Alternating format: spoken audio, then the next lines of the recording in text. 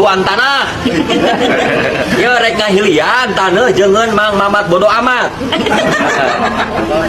Karunya teboga imah, nggak punya rumah dari dulu, anak sudah punya 8, nggak punya tanah dari dulu. Anaknya 8, rumahnya mau roboh. Berarti jaminan SNK ini teh nanti SNK-nya diambil oleh ibu, nanti jaminan mengambil SNK-nya pakai surat itu ya, surat pengambilan. Siap.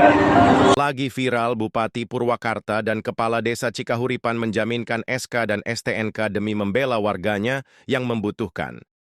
Diketahui Bupati Purwakarta yang akrab disapa Om Zein mengagadaikan SK bupatinya ke bank untuk membeli tanah dan membangun rumah warganya yang bernama Ahmad. Berikut cuplikan videonya. Halo, tuan tanah.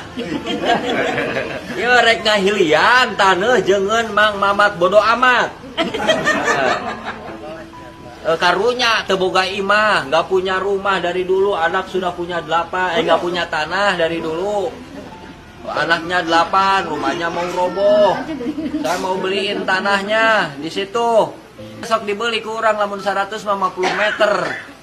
100.000 duit nage aing teu boga duit deui. Jeung ladang nginjem aing duit ka Bank Jabar aing.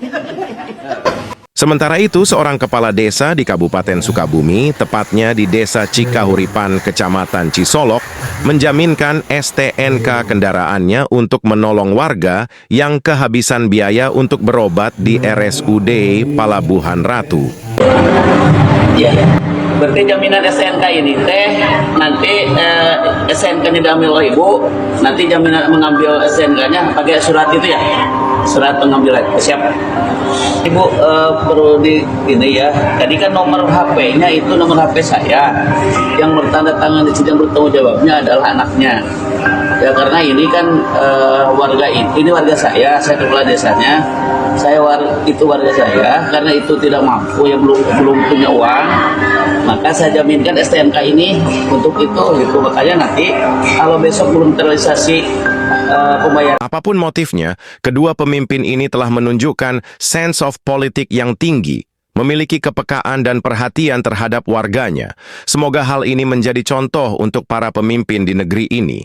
Akhirnya KDM pun ikut memberikan atensi untuk Saya membaca berita ya bahwa Kepala Desa Cikahuripan, Kecamatan Cisolok, Kabupaten Sukabumi yang bernama Jarumidun itu menjaminkan STNK mobilnya untuk jaminan bagi keluarga pasien yang dirawat di RSUD Pelabuhan Ratu, Kabupaten Sukabumi.